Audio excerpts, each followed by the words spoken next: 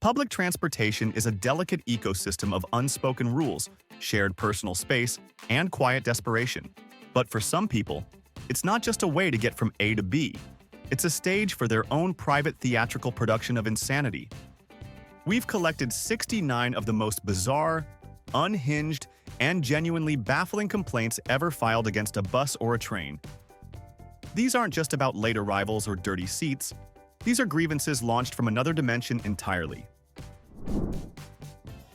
1. A passenger in Phoenix filed a formal complaint against the city bus service because the sun was, and I quote, aggressively shining through the window. They weren't upset about a lack of blinds or tinting.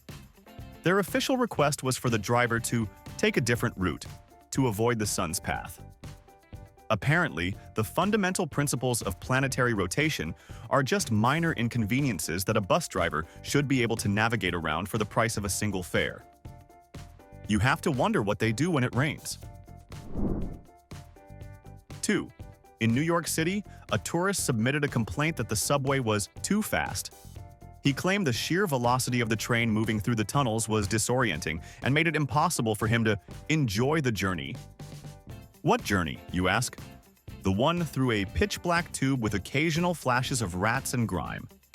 He seriously suggested they implement a scenic speed, so passengers could better appreciate the view of concrete walls. The whole point is to get where you're going, not to savor the ambiance of a sewer. 3. A man on a Boston train became so incensed by another passenger's quiet chewing that he filed a detailed report. His issue wasn't the food itself, but the smug and self-satisfied rhythm of the man's jaw movements. He described the sound as a personal attack on his tranquility and demanded that transit police be trained to identify and reprimand arrogant eaters. It's a whole new level of petty, where you're not just mad about a rule being broken, but about the emotional state you've projected onto a complete stranger's lunch break. 4. One of the most legendary complaints came from a woman who was furious that her bus driver wasn't also a tour guide. She rode a standard city route through downtown Seattle and later complained that the driver failed to point out any key landmarks or provide historical context. She felt she was being deprived of a full experience, apparently mistaking the 47 line for a hop-on, hop-off sightseeing bus. Ma'am, his only job is to not hit pedestrians and get you to the next stop, not narrate the history of the Space Needle. 5. A commuter in Chicago lodged a formal complaint about fare evasion by a pigeon. A bird had wandered onto the train car at one stop and rode for several blocks before flying out at the next. The passenger was genuinely outraged that the bird occupied space without contributing to the transit authority's revenue. He demanded to know what protocol was in place for non-paying avian passengers and whether the transit authority planned to press charges. You can't make this stuff up. 6. This one is an absolute masterpiece of misplaced anger. A woman on a crosstown bus in Los Angeles complained that the bus kept stopping, not for red lights or traffic, but for its intended purpose, to let other passengers on and off. She was furious that her express journey was constantly being interrupted by the needs of other people. She seemed to be under the impression that the public bus she boarded was actually her own private, non-stop chauffeur service that just happened to look like a bus. 7. In Washington, D.C., a Metro rider filed a complaint because the automated voice announcements were, in his words, emotionally detached and borderline condescending. He insisted the pre-recorded messages like "step back, doors are closing" lacked warmth and human empathy. His proposed solution? The transit authority should hire voice actors to record multiple versions of each announcement, ranging from gentle and encouraging to firm but fair, so the system could match the general mood of the train car. 8. A complaint was received from a passenger who felt the bus seats were ideologically biased. He claimed the fact that all seats faced forward promoted a linear, non-collaborative mindset and was a form of subliminal social engineering. He advocated for a complete redesign of the bus interior, suggesting circular seating arrangements to foster a greater sense of community and dialogue among passengers during their morning commute. Most people just want a seat that doesn't have gum on it, but this guy is trying to start a revolution. 9. Get this.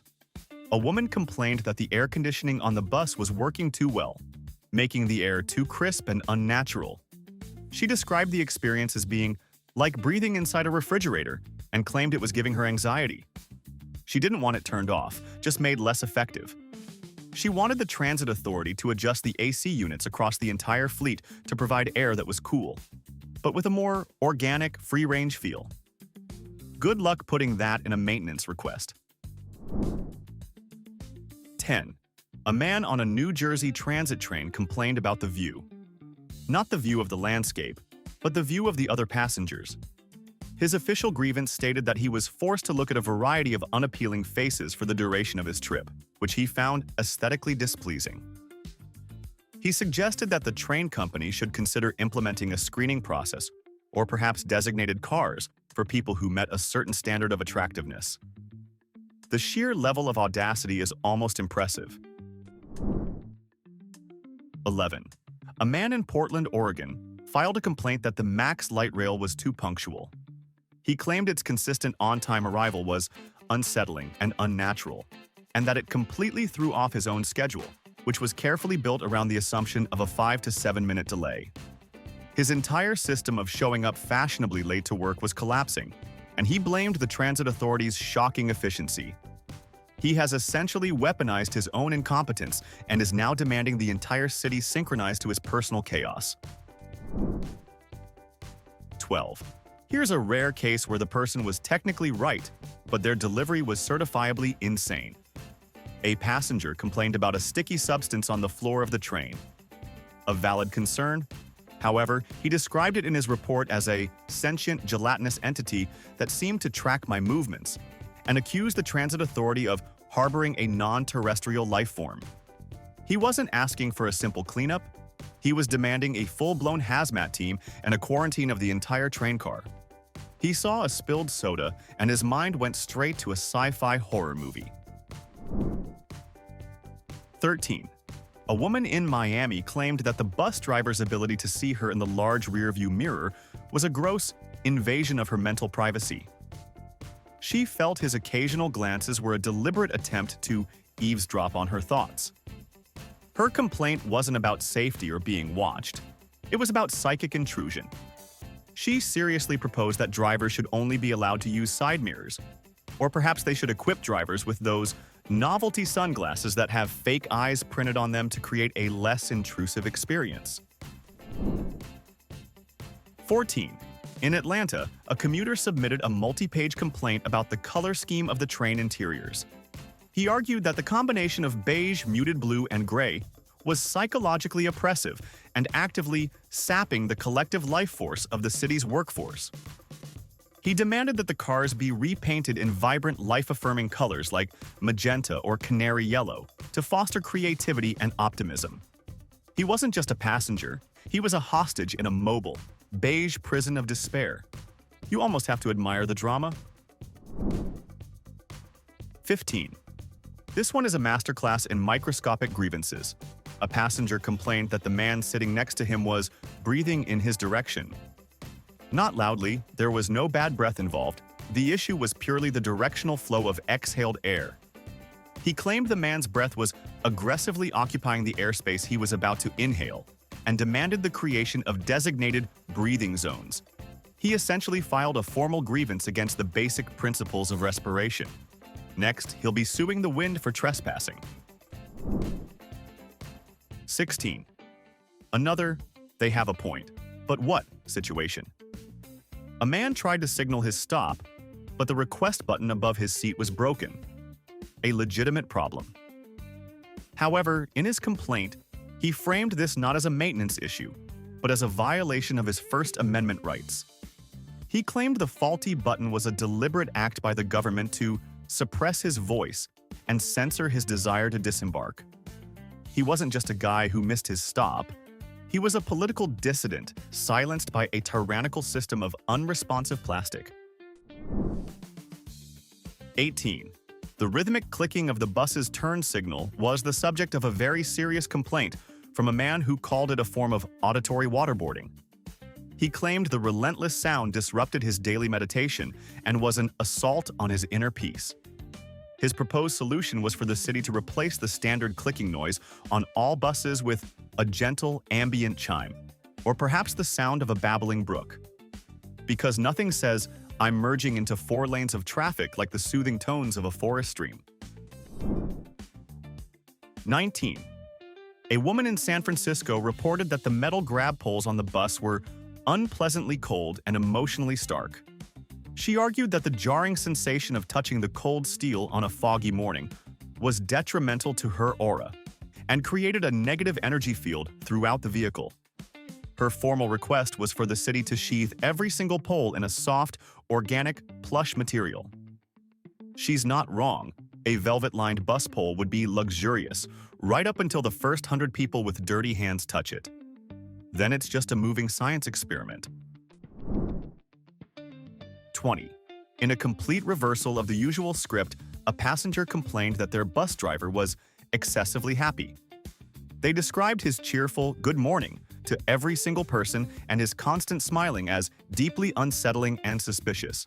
The complaint actually questioned what he had to be so damn cheerful about at 6 in the morning and suggested his attitude was unprofessional for the grim reality of a commute. Apparently, in the bleak landscape of urban transit, genuine human joy is the most terrifying anomaly of all. 21. A passenger in Los Angeles filed a formal complaint that the view from the bus was educationally useless. They argued that simply staring out the window was a waste of civic potential and demanded the city implement augmented reality glass panels that would display facts about every building, restaurant, and historical landmark they passed. They wanted a commute that doubled as a live documentary, complete with trivia pop-ups and fun facts. Because apparently, sitting quietly and looking outside is no longer intellectually stimulating enough. 22. A rider lodged a complaint not about the volume of other passengers' conversations, but about the profoundly low quality of their subject matter. He was disgusted by having to overhear mind-numbing drivel about sports, the weather, and what people had for dinner. He proposed that the transit authority should employ onboard conversation proctors to encourage more intellectually stimulating discussions about philosophy, art, and science. This man doesn't want public transit. He wants a rolling TED conference he paid $2.75 to attend. 23. A passenger complained that the train's brief passage through a dark tunnel gave them too much unsolicited time for self-reflection. They argued that the momentary darkness and silence forced them to confront their own mortality and life choices, calling it a state-sponsored existential crisis. Their solution? Install LED screens on the tunnel walls to play distracting cat videos or light sitcoms, ensuring no commuter would ever have to risk having a single, profound thought. He wanted to prevent a spiritual awakening by force-feeding himself Friends reruns. Honestly, I can't say I blame him. 24. Polishing the windows on a city bus seems like a good thing, right? Wrong. A passenger in a notoriously rainy city complained that the windows were too clean. He argued that the usual layer of dirt and grime provided a natural cinematic filter that softened the harsh reality of the outside world. The crystal-clear glass, he claimed, made the city look hyper-realistic and unpleasant. He was essentially lodging a formal grievance against high-definition reality and demanding they stop washing the bus so he could go back to living in his gritty, art house film. 25. Sometimes the problem isn't the bus itself, but the number painted on its side. A woman in Las Vegas filed a complaint demanding her usual bus route, number 7, be changed. Why? Because she had recently gone through a bad breakup, and the number 7 was her ex-boyfriend's lucky number. Seeing it every morning was, in her words, a daily emotional ambush. She was petitioning the city to reroute its entire public infrastructure to accommodate her personal romantic history. A truly next-level strategy for dealing with a breakup. 26. Imagine a quiet morning commute, the gentle rumble of the engine, and a driver humming just one single note, slightly flat, for 45 consecutive minutes. This was the basis for a complaint from a classically trained musician who claimed the driver's monotonous, off-key hum was a crime against music theory. He included a staff sheet in his complaint, circling the offending note and suggesting several more harmonically pleasing alternatives. He wasn't just annoyed. He was on a mission to save the city from poor intonation, one bus driver at a time. 27. There's an unspoken bond that forms among the first group of passengers on an early morning bus. A bond one man in Denver felt was sacred. His complaint was that the driver allowed too many new people to board midway through the route, which disrupted the established social equilibrium. He felt the original group had a certain vibe going, and the influx of newcomers with their different energies ruined the whole trip. He was basically treating the public bus like an exclusive club that he had co-founded 10 minutes earlier. 28. Have you ever really looked at the fabric on a bus seat? A passenger in Philadelphia did, and it sent him into a spiral. He claimed the chaotic, abstract pattern of squiggles and dots was not random, but a form of covert government messaging designed to promote civil unrest. He spent his entire commute trying to decipher the code, convinced he was the only one who could see the truth hidden in the upholstery. Honestly, he's just one TED Talk away from founding an HVAC cult. 29. Inertia is a powerful force, but for one passenger, it was also a source of deep philosophical turmoil. They complained that the bus's acceleration from a stop was too emotionally abrupt, claiming it violently launched them into the future without adequate preparation. In contrast, the deceleration for a stop was a slow, mournful crawl towards an inevitable conclusion. They weren't asking for a smoother ride. They were asking for a ride that better respected the delicate narrative arc of their personal journey. 30. That distinct smell of damp coats and umbrellas after a sudden downpour is a universal transit experience. For one woman, it was a federal offense. She filed a complaint that the bus failed to manage the overwhelming aroma of moist passenger. She demanded the installation of industrial-grade dehumidifiers and a complimentary spritz of Febreze for anyone boarding with a wet jacket. Her argument was that she paid her fare to travel, not to be assaulted by the scent of collective dampness. 31. This wasn't a complaint about a late bus, but about the digital representation of that bus on a smartphone app. A man claimed the tiny bus icon on the transit tracker map was moving in a deliberately taunting manner. He swore he could see it speeding up as he got closer to the stop and then slowing down just to mock him. He accused the app's developers of programming the icon with a passive-aggressive personality and demanded a full investigation into its hostile behavior. 32. The illuminated Stop Requested sign creates a hostile and coercive environment. Yes, that was a real complaint. A writer argued that once the sign was lit, it placed an immense social pressure on them to actually get off the bus, even if they had pressed the button by mistake.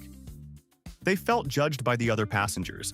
They proposed a second "just kidding" button that would turn the sign off and play a gentle, reassuring chime to let everyone know it was a false alarm. 33. Every journey should have a beginning, a middle, and an end. But a commuter in Austin felt his bus route lacked any coherent plot.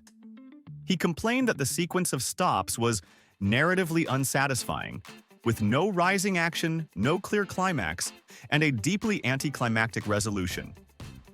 He included a suggested rewrite of the route, complete with character arcs for different intersections and a more dramatic final stop. The man didn't want to commute. He wanted a 3-act screenplay directed by Christopher Nolan. 34. One citizen took it upon himself to be the unofficial fashion police for the entire transit authority. His complaint was that the driver's uniform was drab, uninspired, and projected an aura of bureaucratic mediocrity. He felt the dull brown and beige color palette was lowering the city's overall morale.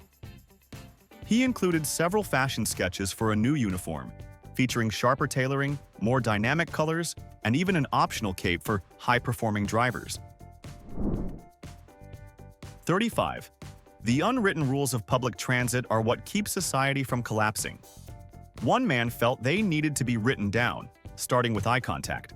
He filed a formal complaint after another passenger held his gaze for 2.7 seconds, which he felt was 0.7 seconds beyond the acceptable social limit. He demanded that signs be posted outlining the precise duration and intensity of permissible eye contact between strangers, with clear penalties for any violations of his newly proposed ocular protocol. 36. This complaint from New Orleans might be the only one on record that required the input of both the transit authority and possibly a paranormal investigator. A woman repeatedly filed reports about a passenger who never paid their fare, took up a window seat, and was, in her words, transparent and emitting a faint spectral glow. She was genuinely furious that the bus company was allowing an unticketed spectral entity to ride while living, breathing customers had to pay. Even in the afterlife, fare evasion is a problem. 37. The distinct, high-pitched squeal of bus brakes is a sound most people ignore. But one passenger, in a detailed letter, described it not as a mechanical noise, but as the agonized scream of the bus's soul. He was convinced the vehicle was in deep emotional distress and that its daily cries for help were being ignored. His official request wasn't for a mechanic, but for the transit authority to provide mechanical therapy or at least a more compassionate driver to soothe the bus's tormented spirit. 38. Reading a newspaper on a crowded train is a delicate art. For one man, it was a declaration of war. He complained that another passenger's broadsheet newspaper was colonizing his personal airspace. He wasn't being touched by the paper, but its sheer size and the aggressive rustling of its pages created what he termed a hostile paper-based environment. He demanded that a maximum wingspan be established for all reading materials and that violators be forced to switch to a more spatially considerate tabloid. 39. A complaint was filed against a passenger for eating a banana. Not for being loud, not for leaving the peel, but for the act itself. The complainant wrote that the deliberate, slow peeling of the banana was provocative and deeply inappropriate for public viewing. They felt the entire process was far too suggestive for a morning commute and requested a ban on fruits that require disrobing before consumption. Apples are fine, but bananas are apparently a one-way ticket to a disciplinary hearing. 40. Kindness can be a weapon, at least according to one commuter. An elderly woman filed a complaint after a younger passenger politely offered her his seat. She wasn't grateful, she was furious. She claimed the offer was an unsolicited and deeply offensive act of passive-aggressive ageism, implying she looked frail and incapable. She demanded the driver make an announcement that offering seats to seniors without their express written consent was a form of public shaming. She won the battle, but she was still standing. 41. Those advertisements posted inside the bus are usually easy to ignore. But one rider became obsessed with an ad for a personal injury lawyer. He claimed the lawyer's smiling face on the poster was following him with its eyes, and that its unblinking, predatory gaze made him feel legally intimidated for his entire trip. He was genuinely concerned that he might be subconsciously coerced into a lawsuit just by sitting near the ad. He was being stalked by a two-dimensional attorney on a piece of cardboard. 42. Have you ever thought about how many people have touched the stop request cord on a bus? One passenger thought about it way too much. He described the cord's texture in his complaint as grimy and morally compromised, claiming he could feel the collected desperation of 1,000 previous pulls. He was so repulsed by the idea of touching it that he missed his stop. His solution? A completely touch-free, gesture-based system, like something out of a sci-fi movie, to request a stop without spiritual contamination. 43. We all have places that trigger bad memories. One man in Chicago discovered his bus route was a highlight reel of all of his. He complained that the route took him past his old high school, his ex-wife's office, and the restaurant where he once got food poisoning. He called the route a state-sponsored trauma conga line and accused the city of malicious urban planning, designed specifically to ruin his day. He believed the entire public transit grid was a conspiracy against his personal happiness. 44. A passenger once lodged a complaint that their bus driver's posture was insufficiently authoritative. They weren't worried about safety, but about aesthetics and morale. The driver's slight slouch, they argued, projected an aura of profound uncertainty that made them question the structural integrity of the bus and the city's leadership. The passenger insisted that all drivers should be required to sit with the unwavering posture of a Roman emperor to inspire confidence in the commuters. 45. A passenger in Dallas accused their bus driver of reckless obedience to traffic lights. They complained that the driver always stopped at every red and never took initiative when the intersection looked clear. They described this rigid compliance as soulless and cowardly driving, arguing that the city should allow creative interpretation of traffic signals to keep things moving. In short, they wanted drivers to improvise like jazz musicians, with 2 tons of steel and 50 lives on board. 46. In the dead of winter, the bus heater is a welcome relief, unless you're this person.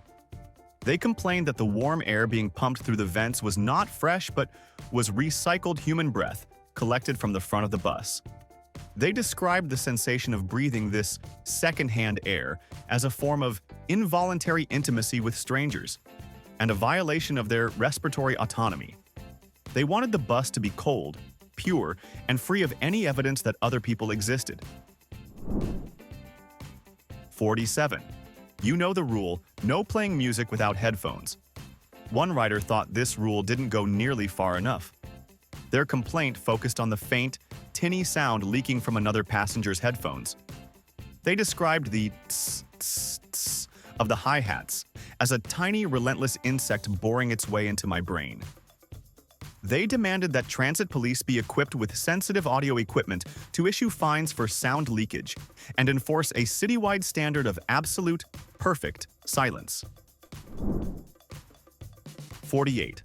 Someone in San Antonio was deeply offended by the design of their bus pass. They filed a complaint calling the simple paper ticket aesthetically bankrupt and an insult to the art of graphic design. They felt that an item they had to look at every day should be inspiring. Along with their complaint, they submitted a portfolio of their own redesigned passes, complete with elegant fonts, a holographic city logo, and a short poem about the nobility of the journey. 49. And just when you think you've heard it all, a passenger complained that the bus was too grounded. They argued that the constant physical connection to the asphalt was draining the city's collective spiritual energy. Their proposed solution was for the entire fleet to be replaced with low-altitude hover buses that would float 1 foot off the ground.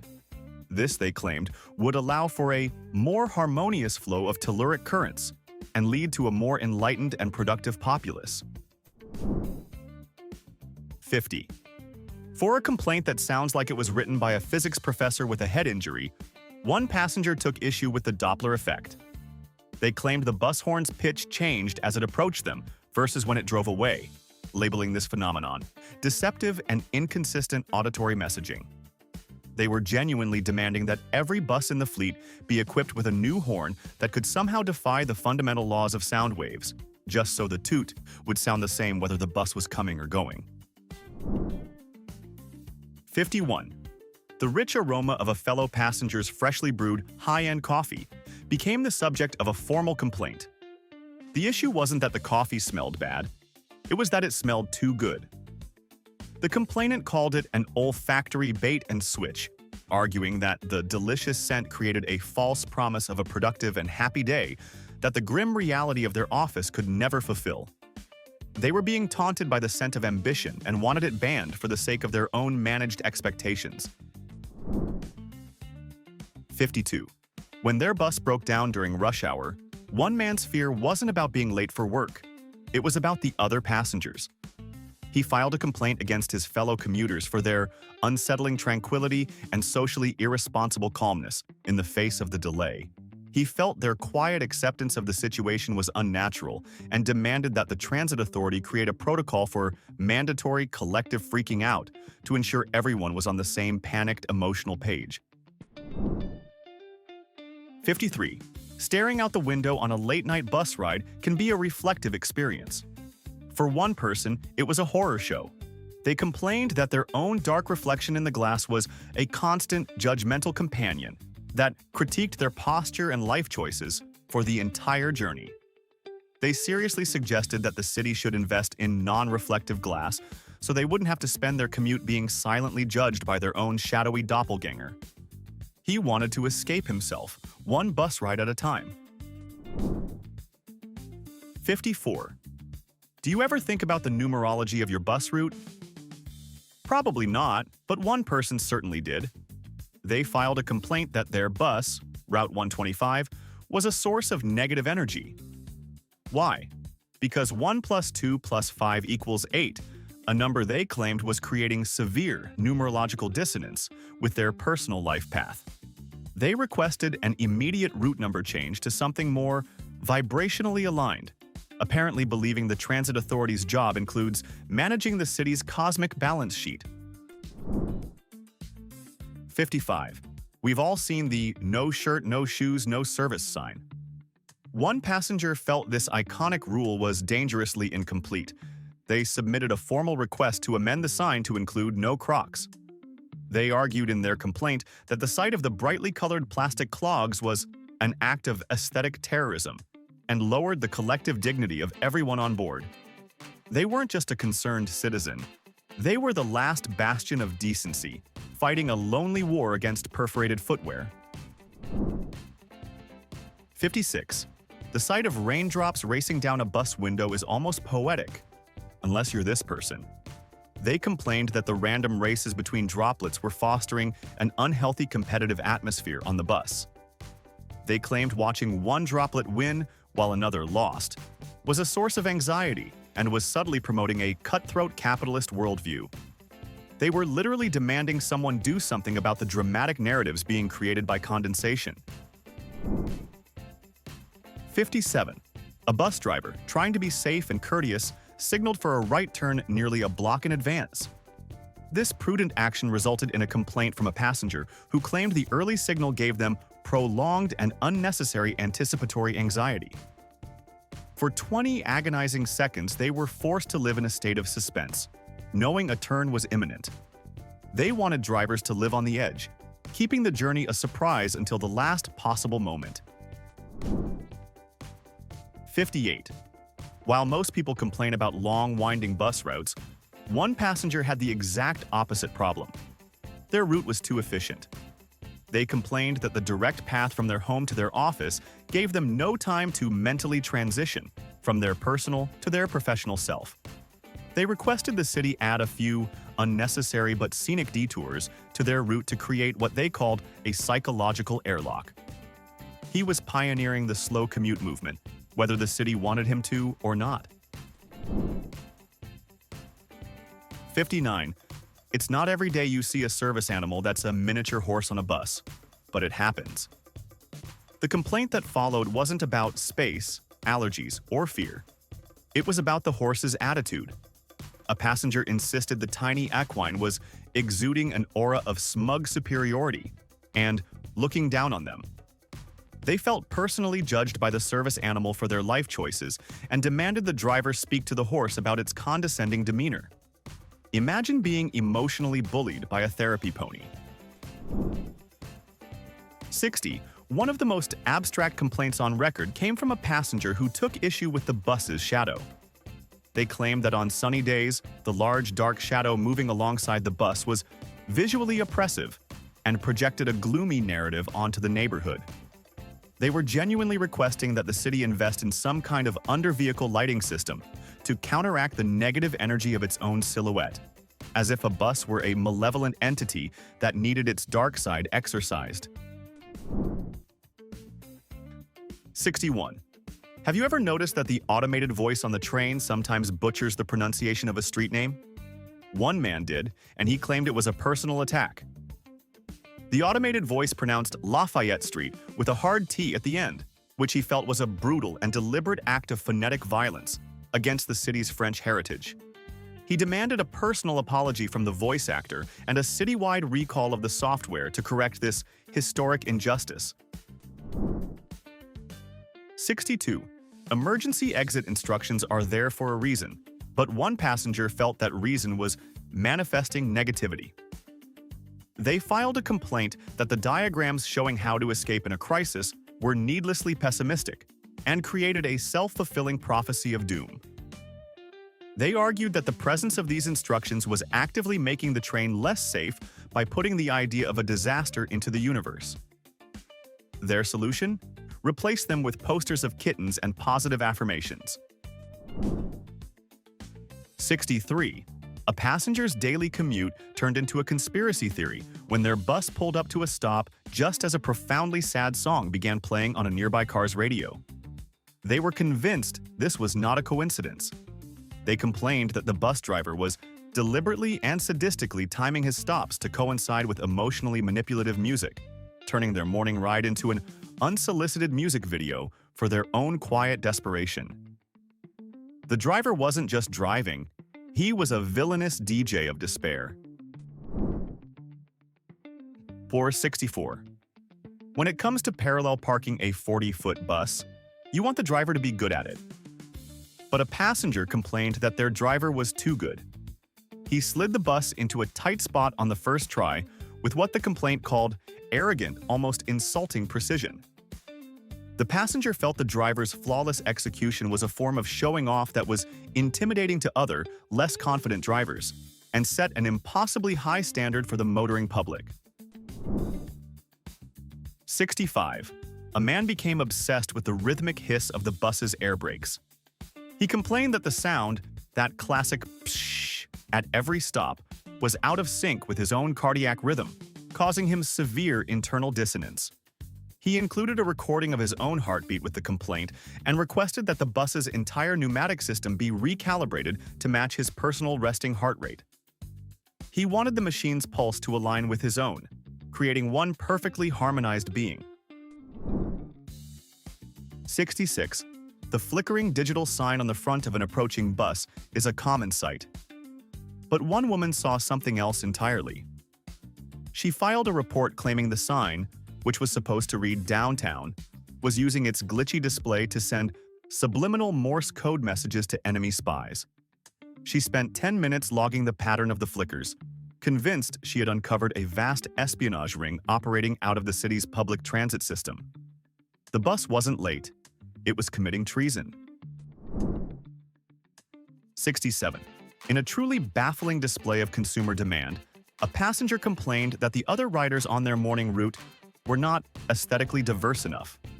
They were tired of seeing the same predictable archetypes every day: the student, the office worker, the construction guy. They seriously suggested that the transit authority should work to curate a more visually interesting and eclectic mix of passengers, to make their commute more like a quirky indie film and less like a boring documentary. 68. An articulated bus, the long kind that bends in the middle, often has 8 wheels. This fact deeply troubled one passenger. They filed a complaint that 8 wheels was a grotesque display of vehicular decadence and an insult to the principles of minimalism. They argued that in a time of economic prudence, the bus should be able to make do with 6 wheels like a more humble insect. They weren't just a commuter. They were a financial auditor for the bus's chassis. 69. And finally, the ultimate complaint, the one that transcends all others. A passenger, while sitting on a bus, wrote and submitted a complaint about the very existence of the bus itself. They argued that the entire concept of a large, shared vehicle was a fundamental affront to human individualism, and that its presence on the road was a rolling monument to collective mediocrity. They used a public service to complain that public services shouldn't exist, achieving a level of paradoxical absurdity that is, frankly, a work of art. And that was a deep dive into the wild world of commuter complaints, a place where the sun is a menace and perfect punctuality is a security threat. It's proof that no matter how well you run a system, someone, somewhere, is angry about its shadow. Now, after hearing all that, let's be honest. What's the one petty, irrational complaint you've secretly wanted to make but never had the guts to? Drop it in the comments below. This is a safe space for your inner transit tyrant. If these stories made you feel a little more sane by comparison, make sure to hit that like button and subscribe for more journeys into the absurd.